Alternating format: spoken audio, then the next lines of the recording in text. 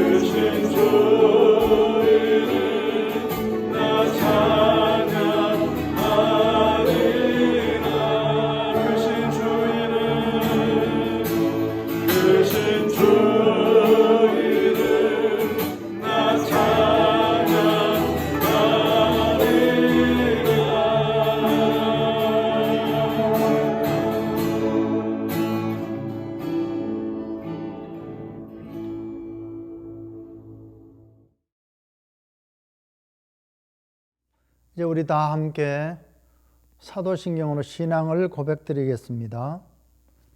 전능하사 천지를 만드신 하나님 아버지를 내가 믿사오며 그 외아들 우리 주 예수 그리스도를 믿사오니 이는 성령으로 잉태하사 동정녀 마리아에게 나시고 본디오 빌라도에게 고난을 받으사 십자가에 못 박혀 죽으시고 장사한 지 사흘 만에 죽은 자 가운데서 다시 살아나시며 하늘에 오르사 전능하신 하나님 우편에 앉아 계시다가 저리로서 산자와 죽은 자를 심판하러 오시리라. 성령을 믿사오며 거룩한 공회와 성도가 서로 교통하는 것과 죄를 사하여 주시는 것과 몸이 다시 사는 것과 영원히 사는 것을 믿사옵나이다. 아멘.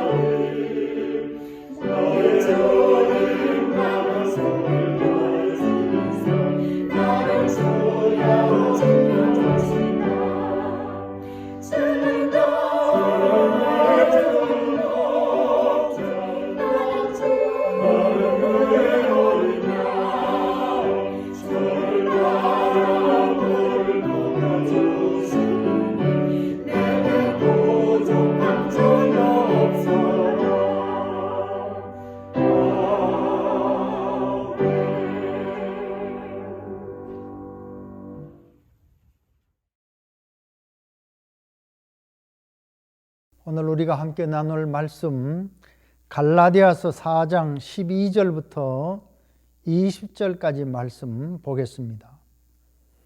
형제들아, 내가 너희와 같이 되었은즉 너희도 나와 같이 되기를 구하노라. 너희가 내게 해롭게 하지 아니하였느니라. 내가 처음에 육체의 약함을 인하여 너희에게 복음을 전한 것을 너희가 아는 바라. 너희를 시험하는 것이 내 육체에 있으되 이것을 너희가 업신여기지도 아니하며 버리지도 아니하고 오직 나를 하나님의 천사와 같이 또는 그리스도 예수와 같이 영접하였도다. 너희가 복이 지금 어디 있느냐?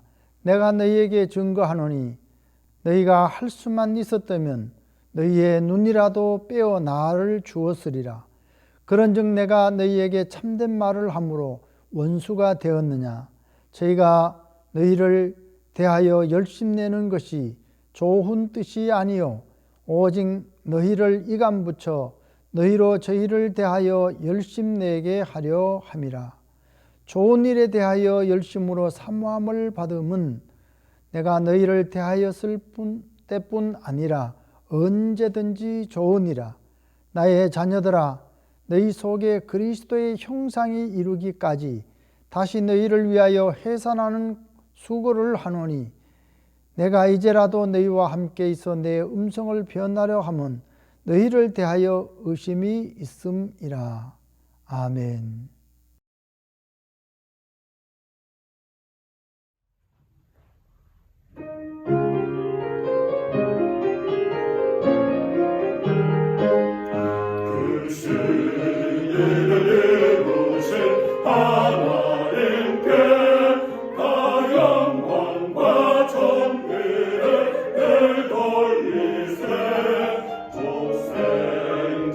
주셔서 구하시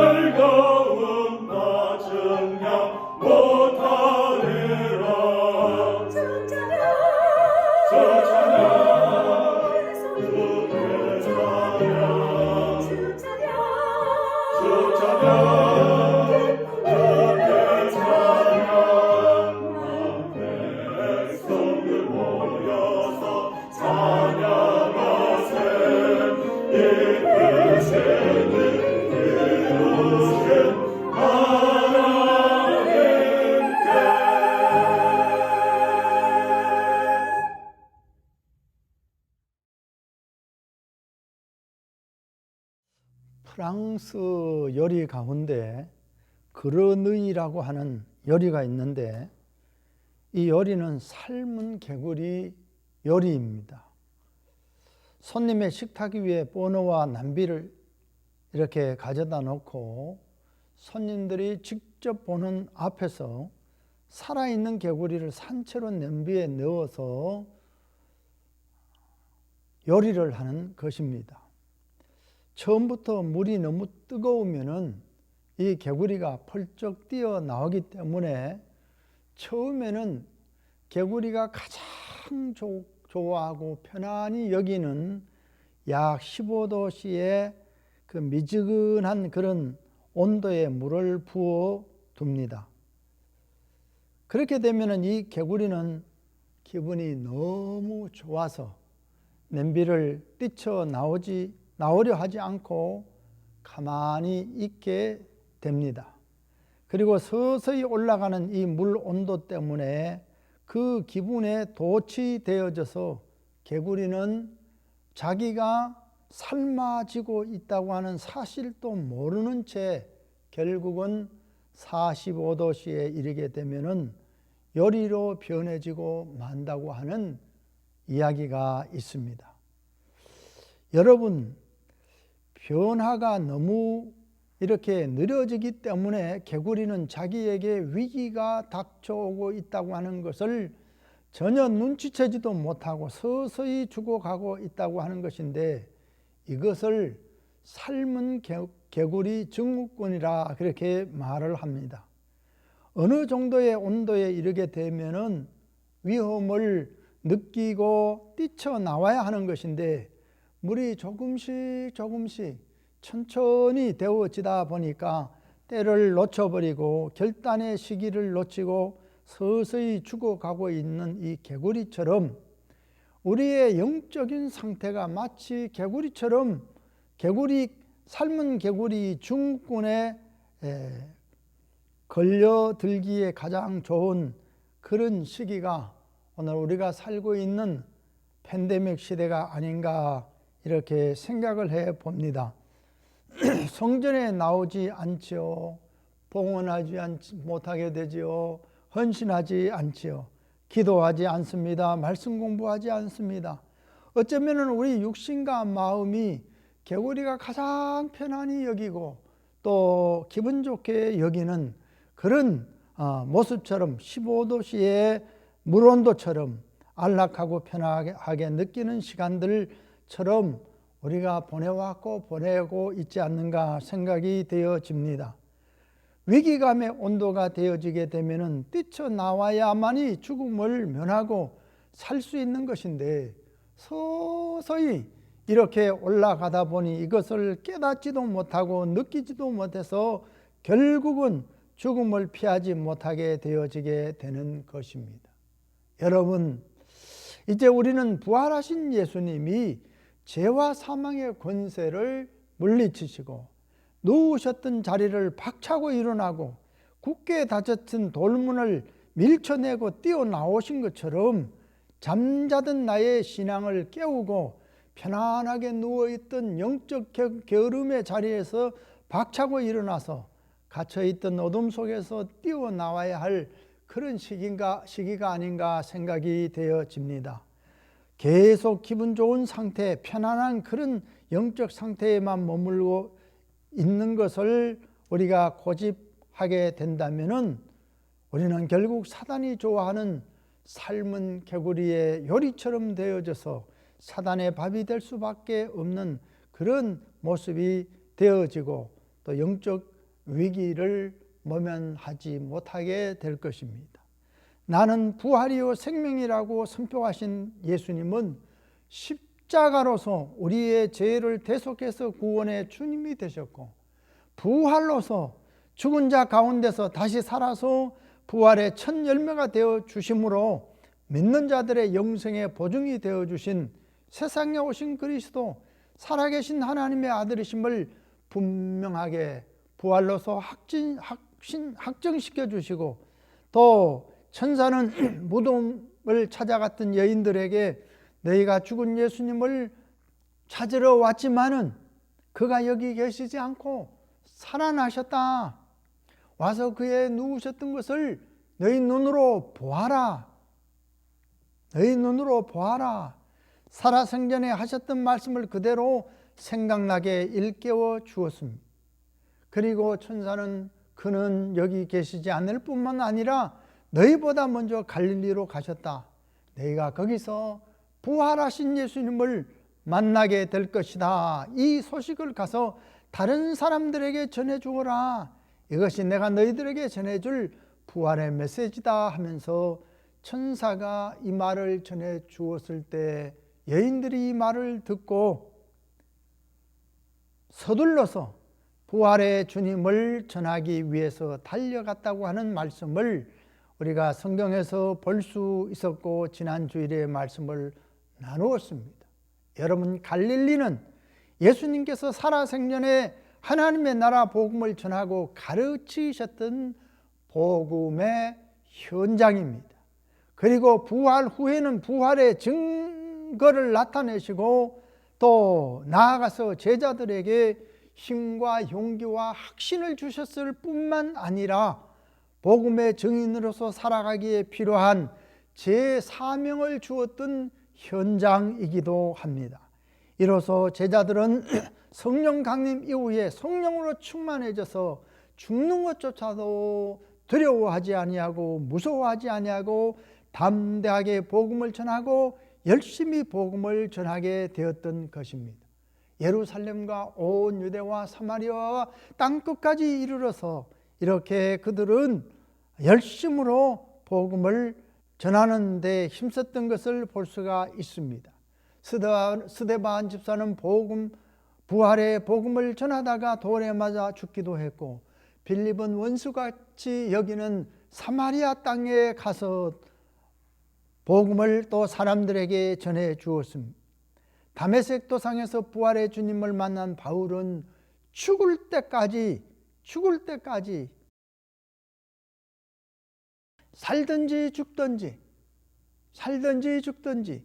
무엇을 하든지 무엇을 먹든지 마시든지 우리가 살아도 주를 위해서 살고 죽어도 주를 위해서 살고, 그러면서 바울은 복음이 증거되는 일에 열심을 다한 그런 하나님의 사람으로 살다가 하나님 앞에 서게 된 참 그리스도인이고 참 그리스도의 제자이고 또 참된 하나님의 사람이고 전도자였습니다. 여러분, 오늘 우리가 읽은 이 갈라디아서 4장은 갈라디아 성도들에게 보낸 바울의 호소인데 내용은 이런 것입니다. 갈라디아 성도들이 믿음으로 구원을 얻는다고 하는 바울이 전했던 이 복음을 저버리고 거짓 교사들이 주장하는 율법의 행함으로 구원을 얻는다고 하는 이 주장으로 되돌아가려고 하는 어리석음의 소식을 듣고 지난날 그들이 바울이 전했던 복음에 대하여서 감격하고 기뻐하고 필요하다면 자신들의 눈이라도 빼어줄 수 있을 만큼 뜨겁게 사랑했고 열심을 다했던 성도들이었다고 하는 것을 바울은 상기시켜 주면서 내가 지금 여러분들에게 진리를 말하고 있다고 해서 나를 원수처럼 여러분들이 여길 수 있단 말입니까? 나를 돕는 일이라면 눈이라도 기꺼이 빼줄 정도가 아니었습니까? 라고 하면서 갈라디아 성도들에게 어리석음을 깨쳐주고 있는데, 오늘 말씀을 보면은 두 가지의 열심을 볼 수가 있습니다. 하나는 거짓 교사들의 열심에 대해서 바울은 설명해 주고 있습니다. 그것이 17절의 말씀입니다. 거기 말씀을 보면은 우리 함께 볼까요? 저희가 너희를 대하여 열심 내는 것이 좋은 뜻이 아니요 오직 너희를 이감 붙여 너희로 저희를 대하여 열심 내게 하려 함이라 그랬습니다. 여러분, 우리가 이 말씀에서 두 가지 눈여겨보아야 할 내용이 있습니다. 하나는 열심이라고 하는 말과 또 다른 하나는 이간이라고 하는 말입니다. 이 두 가지는 서로 연결이 되어져 있습니다. 거짓 교사들이 갈라디아 교인들에게 열심을 내어서 선동을 하고 열심을 내어서 설득시키는 그 이유는 좋은 뜻에서가 아니라 나쁜 뜻이 숨어 있었던 열심이고, 유익을 주기 위한 열심이 아니라 해를 주고자 했던 뜻이 숨겨 있는 열심이라고 하는 것입니다. 이들이 열심을 내게 된 목적은 무엇이냐 하면 이간이라고 하는 것이 목적이었습니다. 열심이 여러분 아무리 좋더라도 목적이 선하지 못하면 그 열심은 좋은 열심이 아니라 나쁜 열심이 되어지게 되고 말기 때문에 열심이라고 해서 다 좋은 것이 될 수는 없는 것입니다. 바울도 한때는 율법에 대해서 열심이 많았습니다. 또 한편으로는 교회를 핍박하고 그리스도인을 없애버리려고 하는 이 일에 열심을 내었던 열심당원이었던 것입니다. 거짓 교사들의 열심이라고 하는 것은 이간을 위한 열심이었다고 하는 것을 깨우쳐 주고 있는 것입니다. 이 거짓 교사들의 이간의 목적은 복음을 전하는 바울과 복음을 받은 갈라디아 교인들을 이간시켜서 떨어지게 만드는 것이 목적입니다. 또 성도들과 성도들 사이에 서로의 신앙의 갈등의 문제를 일으켜서 성도들 간에도 이간시키는 것이 거짓 교사들의 목적입니다. 거기에 열심을 내었다고 하는 것입니다. 더 나아가서는 이 하나님의 사람들이 예수님에게서 떠나가게 하고 예수님에게서 떨어지게 하기 위한 이간의 목적이 숨겨 있었다고 하는 것입니다. 이간으로 하여금 그리고 자기들을 따르도록 유인하고자 하는 것이 이들의 열심이었던 것입니다. 쉬운 성경 17절의 말씀을 보면 이렇게 번역을 하고 있습니다. 그 사람들이 여러분들을 열심히 설득하는 것은 여러분들을 위해서가 아니라 우리를 배반하고 그들만을 따르도록 하려고 하는 것입니다. 그렇게 번역하고 있습니다. 한마디로 말하면 성도들을 위해서 열심을 내는 것이 아니라 자신들을 따르도록 하려고 하는 미혹의 열심이라고 하는 열심을 내고 있는 그런 자들이 거짓 교사들이라고 하는 것입니다. 복음의 진리를 바로 알지 못하고 확신하지 못하면서 거짓 교사들의 열심 있는 미혹에 넘어가기 쉬운 것이 여러분 오늘 우리의 현실인 것입니다. 그렇기 때문에 바른 진리와 복음의 확신을 가지고 믿음에 깨어있는 우리 모두가 되어야 될 줄로 믿습니다.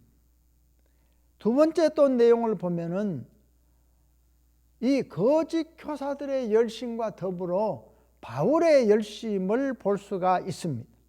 18절에 보면은 이런 말씀이 있습니다. 좋은 일에 대하여서 열심으로 사모함을 받음은, 이 말은 율법주의자들의 열심이 여러분들을 바른 믿음으로 살아가도록 하기 위한 선한 목적이라면은 얼마든지 언제든지 좋은 일이고 환영을 받을 일이 되겠지만은 곧 그들이 좋은 동기로 여러분들에게 열심을 보인다면은 얼마나 좋겠습니까? 그런 얘기입니다. 하지만은 19절의 말씀을 보면 이런 말을 전합니다. 함께 읽어보겠습니다.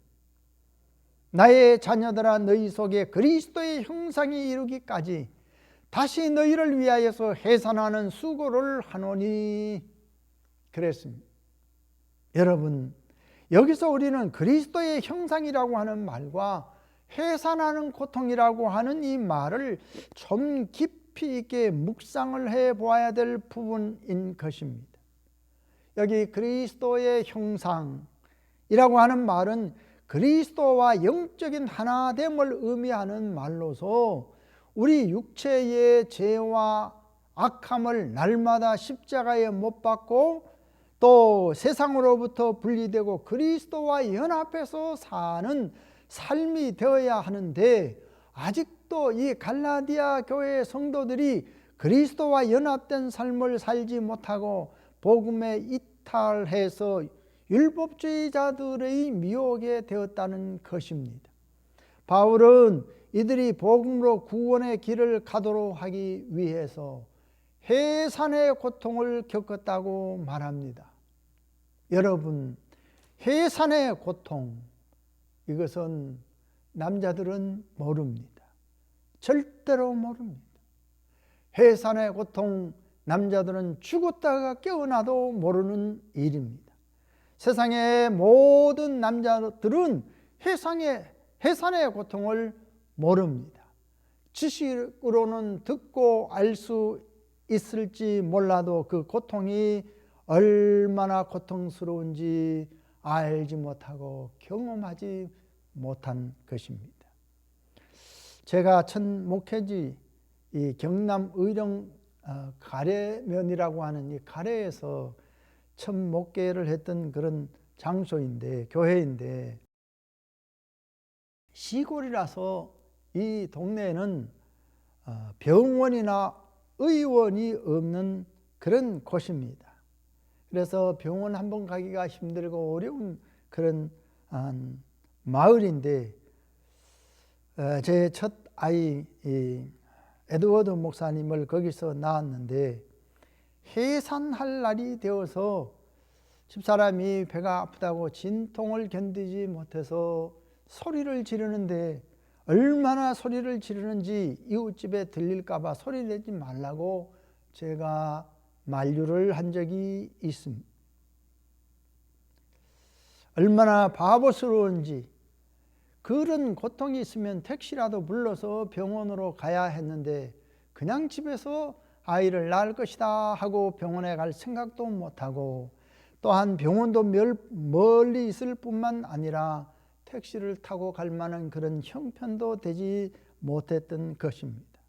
그래서 진통 속에서 집에서 출산을 했는데, 그때의 진통을 알아주지 못한 것에 대해서 얼마나 서운한 마음을 가지고 있는지 지금도 잊지 않고 제가 원망을 듣고 있기도 합니다. 여러분, 해산의 고통, 남자는 아무도 모릅니다. 어떤지를 모릅니다. 얼마나 고통스러운지 해산의 고통은 모릅니다. 남자는. 바울은 고통 중에 고통하면 해산의 고통이라고 할 만큼 어렵고 힘들고 괴로운 것이 없다고 하는 이 고통을 자신이 복음을 전하던 일에 비유를 하고 있는 말입니다. 얼마나 복음을 전하는 것이 힘들고 어렵고 고통스러웠는지를 말해주고 있는 부분인 것입니다. 실제로 바울은 복음을 전하면서 수많은 고통을 겪었습니다. 수많은 아픔을 겪었습니다. 견딜 수 없는 괴로움이 많았습니다. 채찍에 맞기도 하고 감옥에 갇히기도 하고 죽음의 고비를 넘겼고 돌에 던짐을 받아서 핍박자들이 바울이 실제로 죽은 줄 알고 성 밖으로 갖다 버리는 일까지 있었습니다. 그런 곳에서 깨어난 사람이 바울입니다. 한마디로 바울의 이 복음에 대한 열정과 열심은 세상이 감당할 수 없는 그런 열심이었습니다. 그는 성도들이 그리스도의 형상이 이루기까지, 성도들이 그리스도와 연합해서 살아가는 그런 삶이 되어질 때까지 열심을 다한 복음의 증인으로 살았습니다. 그는 이렇게 외칩니다.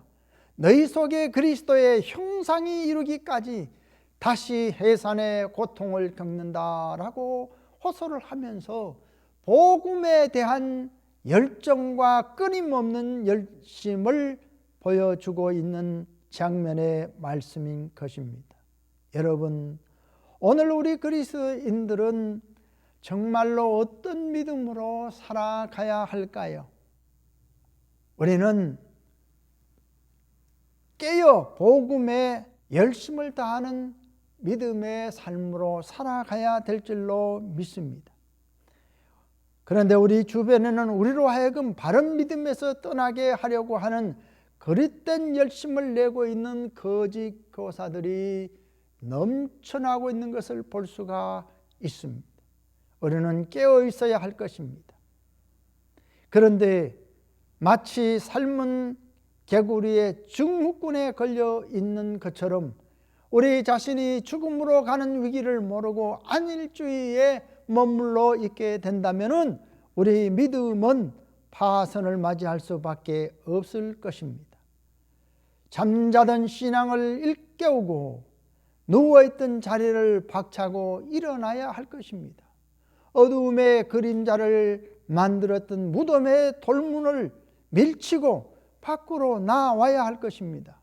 바울처럼 생명의 주여 살아계신 하나님이신 이 부활의 주님을 전하는 일에 바울처럼 우리도 다시 해산의 수고를 각오하고 열심을 다하는 충성된 일꾼으로 살아가기를 힘써야 될 줄로 믿습니다. 마가복음 16장 15절에 보게 되면은 우리가 온 땅 끝까지 복음의 증인으로 살라고 하는 것을 말씀해 주고 있습니다. 우리 모두 정말 믿음에 깨어 있을 뿐만 아니라 바울처럼 이런 열심과 열정을 가지고 복음의 증인으로 살아서 이 시대에 하나님 앞에 쓰임받는 귀한 일꾼들로 쓰임받는 우리 모두가 되어질 수 있게 되기를 주의 이름으로 축복합니다. 기도하겠습니다. 하나님 아버지, 오늘 우리는 지난날 교회와 그리스도인들을 핍박하던 이 일에 열심히 있고 또 그릇된 그런 율법주의에 쌓여서 열심을 다했던 바울이 이제는 부활의 주님을 만나고 이 부활의 주님을 통해서 구원과 영생과 생명이 있다고 하는 사실을 알고 이것을 전하지 않을 수 없어서 해산하는 고통처럼 고통이 따른다 할지라도 이와 같이 열심으로 복음을 증거하는 증인이 되어진 모습을 볼 수가 있었습니다. 우리도 이 시대의 부활의 증인으로서 부활을 확신하고 믿는다면 바울처럼 열심을 다하여서 부활의 증인으로 살아갈 수 있는 성도들이 되어질 수 있게 하시고 교회가 되게 도와주시기를 원합니다. 하나님, 오늘도 주의 복음, 주의 나라 확장을 위해서 여러 가지 모양으로 감사하며 귀한 예물을 주 앞에 드리는 손길들이 있습니다. 저들을 기억하여 주시고 저들의 삶을 하나님이 도와주시고 저들의 마음과 뜻을 다해서 정성을 다해서 드리는 예물을 모두 다 향기로운 예물로 연락하여 주셔서 쓰이는 곳마다 하나님의 영광만 크게 드러날 수 있게 하여 주시고 저들의 삶에는 풍성함으로 하나님이 채워주시는 은혜가 넘쳐나게 하여 주옵소서. 오늘도 하나님 연약한 몸을 이끌고 성전에 나와서 예배하는 성도들 있습니다. 말씀으로 힘을 얻게 하여 주시고 또 말씀으로 확신을 갖게 하셔서 믿음으로 승리하는 삶을 사는 모든 성도들이 다 되게 하여 주옵소서. 예수님의 이름으로 축복하며 감사하며 기도하옵나이다. 아멘.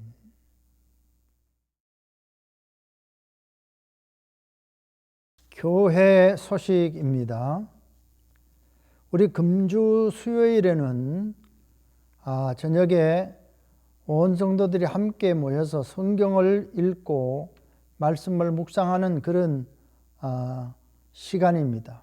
그래서 말씀을 우리가 더 가까이 하고 또 말씀을 묵상하는 가운데 우리 믿는 자의 삶을 돌아보고 말씀 따라 살아가는 그런 여러분들이 되시기를 바랍니다. 금주에 읽을 성경은 야고보서 5장 말씀이 되겠습니다. 우리가 그동안 예배를 정상적으로 드리지 못했는데 하루속히 성전에서 드리는 예배가 정상화될 수 있도록 여러분들이 기도해 주시고 또 성전에 나와서 예배 드리는데 지장을 받지 않도록 백신 주사의 접종을 여러분들이 속히 하셔서 예배를 정상적으로 드릴 수 있도록 기도로 여러 가지 모양으로 준비해 주시면 감사하겠습니다. 우리가 장기간 이렇게 예배 생활, 기도의 생활, 모든 믿음의 생활에 움츠리고 있었던 그런 부분들이 많이 있는데 우리 믿음의 회복을 위해서 다시 한번 여러분들이 더 힘써 주시고 기도해 주시면 감사하겠습니다. 오늘도 여러분들 가운데 마스크, 손소독제 필요하신 분들은 또 받지 못하신 분들은 교회에서 받아가시기를 바랍니다. 합심해서 기도해야 될 제목들 많이 있는데 쉬지 말고 기도해 주시면 감사하겠습니다.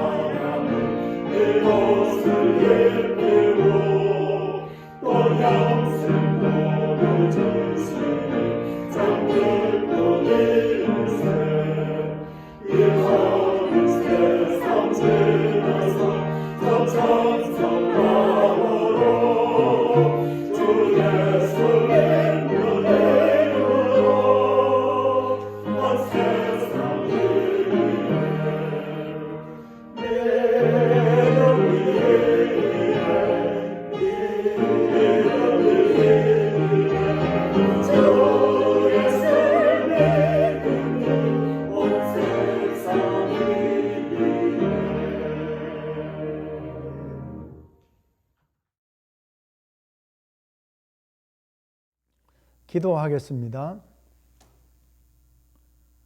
이제는 길이요 진리요 생명이시며 죄와 사망의 권세를 이기시고 부활하셔서 우리 영생의 보증이 되어 주시고 우리를 하나님의 자녀로 삼으셔서 영생을 누릴 수 있도록 도와주신 우리 주 예수 그리스도의 크신 은혜와 독생자를 우리에게 보내시고 부활시키신 우리 하나님 아버지의 극진하신 사랑과 날마다 우리 삶 속에 역사하시고 함께하시고 같이하여 주시는 성령의 감화 감동 충만 역사하심이 오늘 다시 말씀을 듣고 부활의 증인으로 열심을 다해서 살아가기를 새롭게 다짐하고 결심하는 주의 백성들 머리 위에 또 우리 성도들 가정 위에 성도들 생업 위에 하나님의 몸된 교회 위에 이제로부터 영원까지 함께 계실지어다.